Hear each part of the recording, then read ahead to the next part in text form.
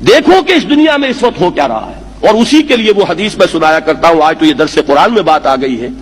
وہ حدیث میرے نزدیک آخری چیز ہے، اس کے بعد بھی اگر آنکھ نہیں کھلتی کسی انسان کی تو میں نہیں سمجھتا کہ وہ اپنے گرد اس نے جو یہ فلا تزکوا انفسکم، اس نے جو اپنے گرد تزکیہ نفس کا ایک مصنوعی حالہ بنا لیا ہے، کبھی بھی وہ اس حالے سے نکل سکے گا اگر اس حدیث سے بھی آنکھ نہ کھلی۔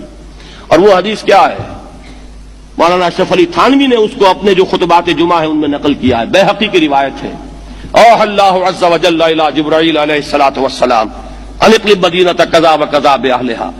اللہ نے حکم دیا حضرت جبرائیل کو فلاں فلاں بستیوں کو الٹ دو اس کے رہنے والوں سمیت۔ قال فقال،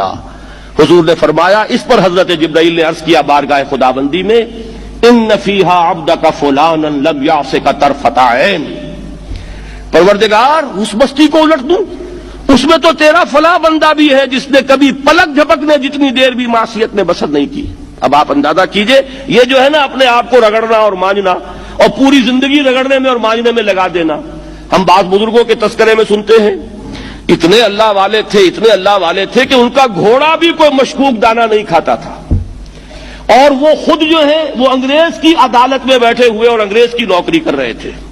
یہ ہے وہ میکروسکوپک اور مائکروسکوپک کا عدم توازن، طاغوت کی چاکری کر رہے ہیں، انگریز کی ملازمت کر رہے ہیں، انگریز کے قانون کی تنفیذ کے اندر اعلی کار بن رہے ہیں، لیکن ذاتی تقویٰ اور ذاتی نیکی اور ذاتی للہیت جو ہے اس کا معیار یہ ہے کہ ان کا گھوڑا بھی مشکوک چارہ اور مشکوک کھانا نہیں کھا سکتا۔ یہ ہے وہ عدم توازن، اس کو نوٹ کیجئے گا، جس کو کہ اس حدیث میں محمد الرسول اللہ صلی اللہ علیہ وسلم نے واضح کر دیا کہ حضرت جبرائیل عرض کرتے ہیں کہ اللہ فلاں بستی کو الٹ دوں،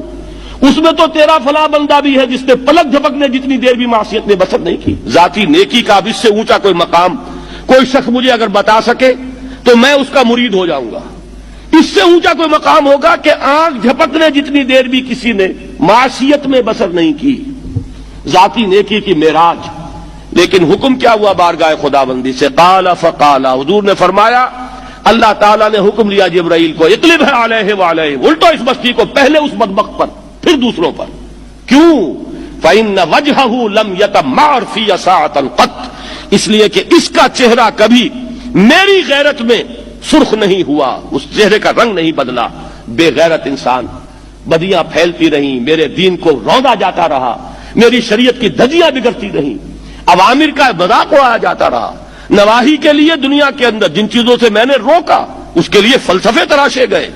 اور یہ لگا رہا مست رکھو ذکر و فکر صبح گاہی میں اسے، یہ سوائے ذاتی اپنے اس اصلاح کے اور ذاتی تقویٰ کے اور ذاتی نیکی کے اور ذاتی عبادت گزاری کے یہ میدان میں نہیں آیا، اس کا خون نہیں کھولا کبھی، اس کے چہرے کا رنگ متغیر نہیں ہوا، لہذا یہ دوہرا مجرم ہے۔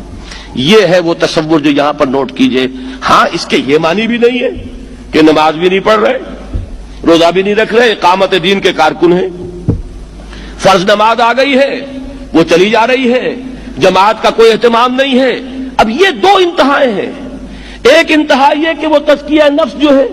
اسی میں وہ رگڑنے اور مانجنے کا عمل جاری ہے، ایک یہ کہ اس کا سرے سے کوئی تعلق ہی نہیں، اپنی ذات سے بحث ہی نہیں۔ وہ کیفیت وہ ہو گئی ہے جو یہود کی آئی ہے قرآن مجید میں کہ تامرون الناس بالبر وتنسون انفسکم وانتم تتلون الکتاب، کیا تم لوگوں کو نیکی کا حکم دیتے اور اپنے آپ کو بھول جاتے ہو؟ یہ دوسری انتہا ہے۔ پھر وہی بات عرض کروں گا، وہی بال سے زیادہ باریک اور تلوار کی دھار سے زیادہ تیز راستہ ہے جس پہ چلنا ہوگا، کہ نہ یہ ہو کہ وہ مبالغہ ہو رہا ہو، اپنی ذاتی اصلاح میں تو مبالغہ کی حد تک آگے جا رہے ہیں، اور دوسرے یہ کہ اپنے دین کی تبلیغ و اشاعت، اقامت دین کی جدوجہد، اس کا کھانا ہی نہیں کھولا زندگی میں، وہ کھاتا ہی نہیں کھلا ہے۔ یہ ایک انتہا ہے۔ دوسری انتہا یہ ہے کہ انسان یہ سمجھے اپنے آپ کو کہ میں تو مجاہد فی سبیل اللہ اور دین کا کارکن اور دین کا میں اللہ کے دین کو قائم کرنے کی جدوجہد کرنے والا ہوں، جبکہ حال یہ ہو کہ جو کبائر ہیں وہ بھی زندگی میں موجود ہوں۔ ظاہر بات ہے فرض کا ترک کبیرہ ہے، نماز فرض چھوڑی تو کبیرہ گناہ کا ارتکاب ہو گیا، وہ تو کبائر میں آ جائے گا۔ فرائض کا ترک کر دینا کبیرہ گناہ شمار ہوگا۔ لہذا یہ دو